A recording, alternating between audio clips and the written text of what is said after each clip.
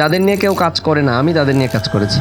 আমার English service জার্নিটা যদি আপনারা শোনেন, আমি একসময় সাইফুর নামে একটা প্রতিষ্ঠান ছিল, ওইখানে ক্লাস নিতাম, ল্যাঙ্গুয়েজ ক্লাব কোঅর্ডিনেট করতাম এবং স্পোকেনের ক্লাস নিতাম। এরকম ব্যাচ ভর্তি স্টুডেন্ট, জাস্ট আমাদের সুযোগ ছিল শুধু বইয়ের মধ্যে যা আছে ওগুলো পড়াই যেতে হবে। ওগুলো পড়াইতাম, 1-1.5 ঘন্টা ক্লাস ছিল। ক্লাসের পরে কোর্স শেষ হয়ে গেল, কিন্তু ম্যাক্সিমাম স্টুডেন্ট যারা দুর্বল তারা ইংলিশ শিখতে পারতো না। এবং আমি যেহেতু দুর্বল ছিলাম, আমি এই পেনটা বুঝতে পেরেছি যে আমাদের দেশে এরকম কোনো স্পেসিফিক প্রতিষ্ঠান তখনও তৈরি হয় নাই যারা দুর্বল স্টুডেন্টদের নিয়ে কাজ করবে, যারা অ্যামিজারের ব্যবহারগুলো ধরে ধরে পড়িয়ে দিবে, যারা ইন্সপায়ার করবে, যেমন প্রত্যেক দিন ক্লাস হবে এমন কোনো প্রতিষ্ঠান ছিল না। সেই ধারাবাহিকতায় শুধু অবহেলিত মানুষদের কথা চিন্তা করে মূলত এই প্রতিষ্ঠানটা শুরু করা। তো এরপরে যখন দেখলাম যে না, এখান থেকে ভালো করছে, এখান থেকে মানুষজন শিখছে, মানুষজন ইমপ্রুভ করছে, তখন আমি আসলে মানুষের কাছে পৌঁছানো শুরু করলাম।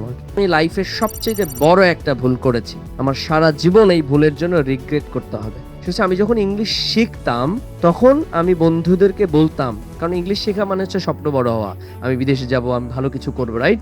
তখন আমি ওদেরকে বলতাম, দেখো আমি 30 বছরের আগে কোটিপতি হব। আমি মনে হয় 27 বছরের মধ্যে আল্লাহ আমাকে কোটিপতি বানিয়েছে। ভুলটা কোথায়? ওই সময় যদি বলতাম যে না, আমি 1000 কোটি টাকার মালিক হব 30 বছরের মধ্যে, তাহলে আল্লাহ ঠিক ওইটাই কবুল করে ফেলে। দেখেন, এখন স্বপ্ন হচ্ছে আমরা বিলিয়ন ডলার কোম্পানি হতে চাই।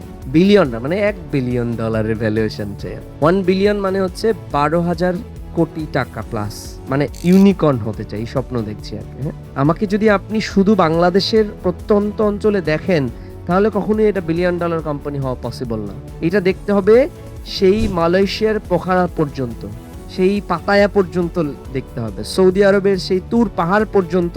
যখন ইংলিশ থেরাপি দেখবেন তখন মনে করবেন যে আসলে I am on the right track. তাহলে সেই তুলনায় আমরা মাত্র 10% করতে পারছি, খুবই কম, মানে ভেরি কম। প্রতিষ্ঠানের এখন ভ্যালুয়েশন হচ্ছে মিনিমাম 100 কোটি টাকার প্রতিষ্ঠান তৈরি হয়েছে।